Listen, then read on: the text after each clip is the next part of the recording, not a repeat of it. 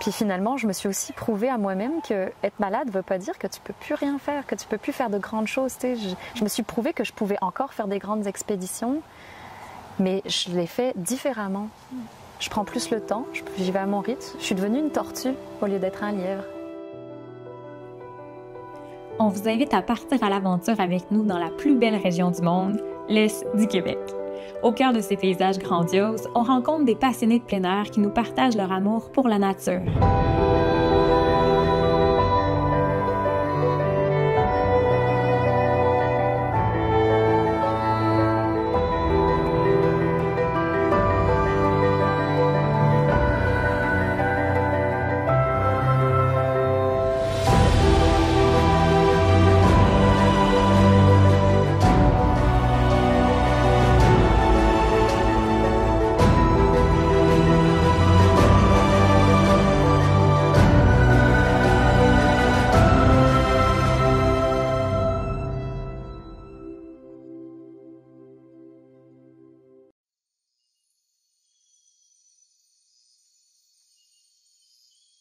Au Kamouraska, on vient à la rencontre de la mer, des montagnes et des villages charmants.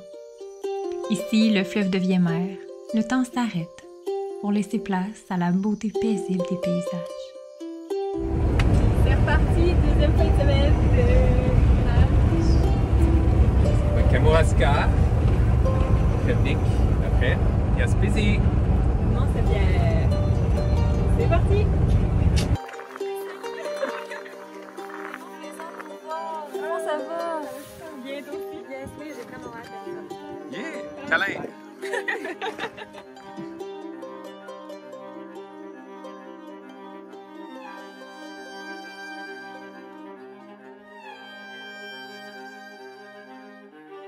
Ça s'appelle la spondylarthrite axiale, c'est une maladie auto-immune de type arthritique, donc qui crée des douleurs chroniques qui attaquent principalement la colonne vertébrale, le bassin. Puis après, ça peut se développer dans beaucoup d'articulations, même les yeux, l'estomac, la cage thoracique. Ça peut aller toucher des organes aussi quand c'est pas pris à temps. C'est une maladie qui est peu connue, mais qui touche encore plus de monde que la sclérose en plaques.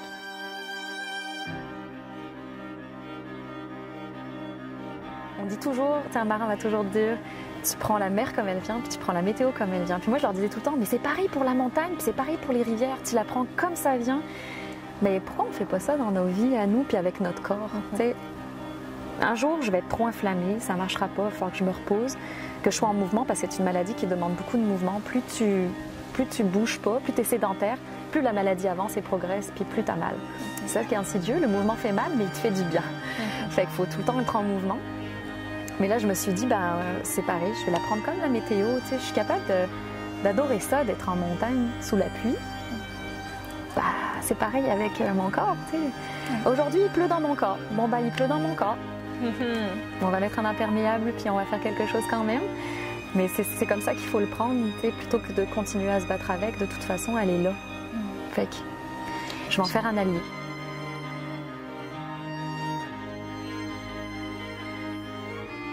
Justement pas assez ça. Je le vis au quotidien avec certaines personnes de mon entourage.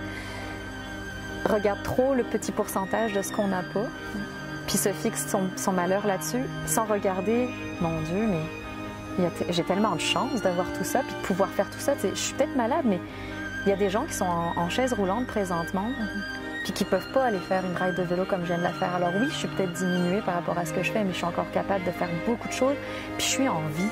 Ouais. Je suis en vie, j'ai des gens qui m'aiment, j'ai des amis, j'ai une belle qualité relationnelle, je fais un boulot que j'aime, c'est pas toujours évident, mais on peut jamais être satisfait à 100%. C'est ça qui est beau aussi dans la nature. La nature, c'est pas un 100% de waouh! Et les animaux aussi, ils en bavent, les plantes, tout, c'est la règle du 80-20.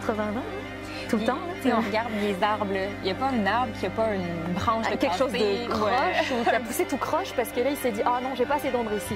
Là, il pousse tout croche, mais lui, il est en vie versus un qui se serait obstiné à se dire « Non, je vais pousser droit, mais je vais pousser à l'ombre. Tant pis, je vais y arriver ». Lui, il n'a pas changé, c'est pas adapté. Fait que là, lui, il va mourir. Mais celui qui s'est adapté puis qui est tout croche, il est encore plus beau, il croche, mais c'est ça, c'est l'adaptation. Je pense qu'on a un besoin de retrouver une capacité d'adaptation. Puis ça vient avec la résilience.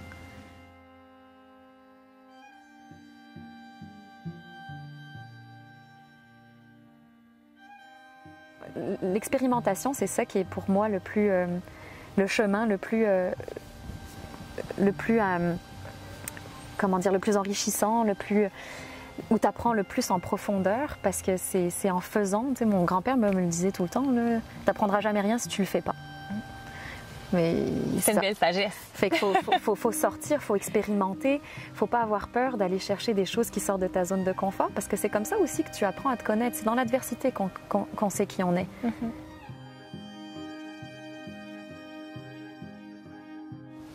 Je souhaite à tout le monde de vivre ça, de vivre quelque chose comme ça.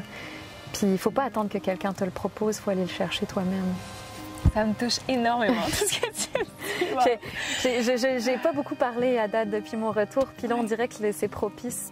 Je pense que j'aurais jasé avec toi pendant encore toute la journée, mais là on va aller essayer l'escalade. Merci vraiment pour cet espace-temps-là, puis je pense que tu vas inspirer beaucoup de personnes aussi dans tout ce que tu as vécu. Merci pour le partage, vraiment, puis je pense qu'on inspire autant qu'on s'est fait inspirer aussi, là, puis tu es une personne qui m'inspire énormément aussi, fait que... Merci. Merci à toi. J'aurais pas pu faire Sagesse et Montagne sans toi. Dans le sens qu'il y avait vraiment une espèce d'automatisme. C'était sûr que tu allais être présente parce que... Mais je suis choyée. Je suis vraiment choyée parce que, même quand tu me l'as proposé, j'étais vraiment touchée. Waouh! C'est donc ben beau, tu sais. Yeah. Puis, ouais.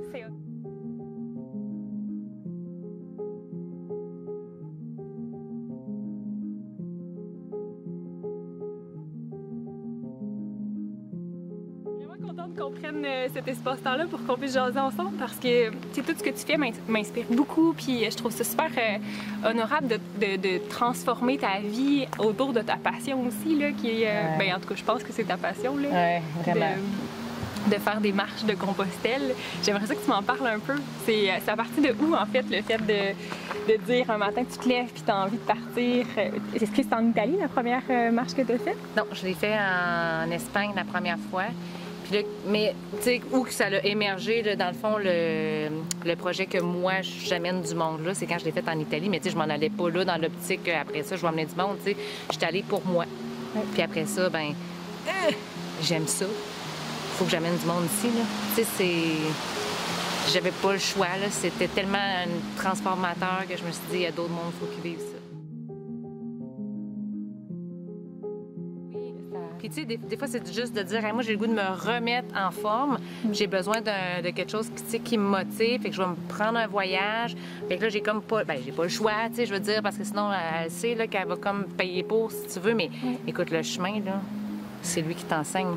C'est le meilleur enseignant qu'il n'y a pas, je trouve, pour apprendre de la vie, là. Tu sais, si tu as besoin de prendre ça plus mollo, le chemin va te l'enseigner, tu vas avoir des ampoules, peu importe, c'est lui qui mène. C'est quoi le plus bel enseignement que le chemin t'a donné? Ah, mon Dieu, que c'est le chemin qui compte. Tu sais, la première fois que je suis arrivée à Compostelle, en avant de la cathédrale, je suis restée là 5 minutes, puis j'ai regardé ma montre, je me suis dit...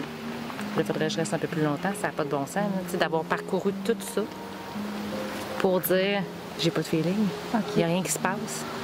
Sont où les papillons, les feux d'artifice? Je l'avais pas, mais puis j'ai zéro profité du chemin la première fois. Là. Let's go, on arrive, j'étais dans une grosse performance. Non, ça a été là, une chose parmi tant d'autres, là, mais ça a été un gros wake-up call là, de profite du chemin. Parce que quand tu arrives en haut de la montagne, ben, tu redescends. Parce que c'est ça qu'on a choisi aussi. Là. On veut plus travailler, on a envie d'œuvrer, on a envie de faire des choses qui nous font triper. Puis tout se place. T'sais, quand on choisit de vraiment faire ce qui nous passionne, on rencontre les bonnes personnes au bon moment. Il y a pas on n'a pas rien à forcer. Là. Puis ça, c'est la même chose que dans la nature. Là. On n'a pas besoin de tirer sur une plante pour qu'elle pousse. On a juste besoin de la laisser vivre, d'observer ce que ça nous fait sentir quand on est dans une situation versus une autre. Puis de voir, OK, si je file tout croche, c'est peut-être parce que je suis pas à la bonne place, finalement.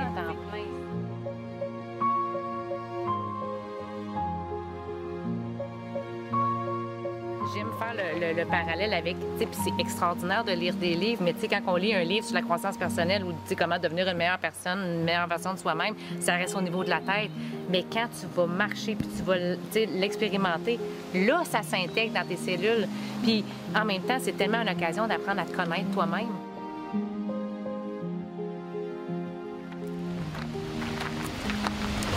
Merci Geneviève pour cette randonnée. Je pense que si on avait tout enregistré, on aurait pu faire un documentaire avec ça. C'est clair, hein? Ben, je te remercie d'avoir pensé à moi. Je me sens super privilégiée. Ben, c'est un privilège pour nous vraiment. Puis ça sera pas la dernière fois qu'on va faire des belles collaborations comme ça. Vraiment. OK, cool. Oui, merci. Très cool. Bye.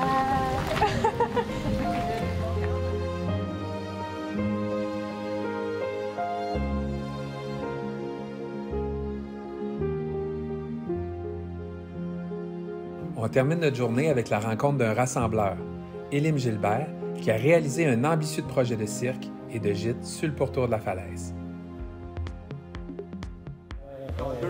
On voulait pousser un peu les limites de sortir les gens de leur zone de confort, si on veut, autant les artistes que le public qui vient voir, en les mettant dans les containers, en mettant dans un environnement qui n'est pas pareil, avec des gros graffitis dessus. Pour moi, c'est important de sortir des sentiers battus. J'aime ça. Puis j'aime ça, amener ces gens-là dans cette folie-là aussi.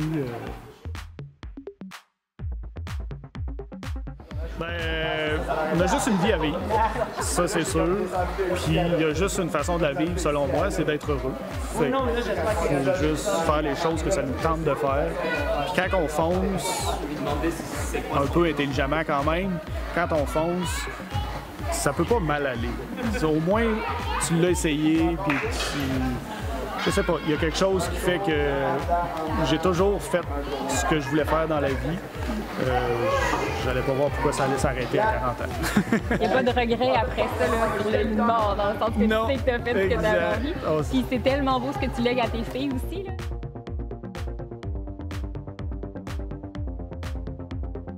Ben, c'est souvent ce qu'on dit, là, que c'est la plus belle place au monde. On est les plus riches du monde de vivre ici. Tu sais.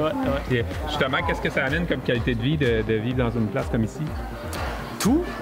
La vie est belle, n'est-ce pas? On a des bons amis, on a des bons contacts, on vit dans une belle communauté, le village est accueillant, on essaye de créer de la vie pour que justement nos enfants puissent rester le plus qu'ils veulent en fait, pour que ça soit le plus agréable possible.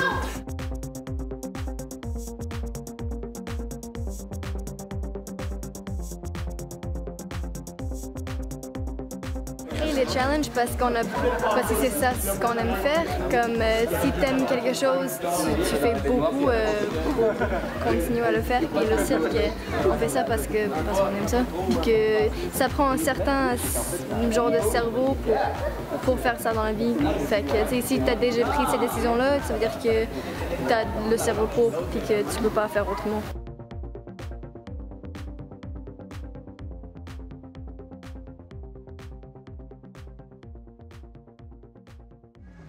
On se crée-tu une belle vie, nous autres? Hein?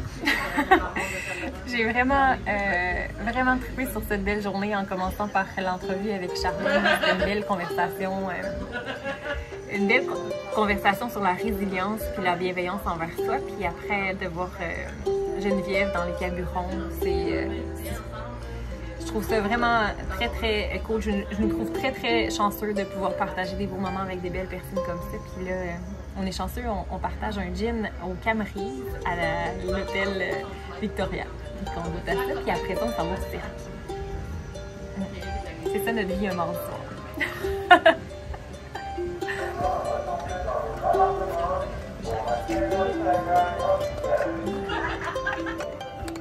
Sourire pour la caméra, monsieur? Irrésistible.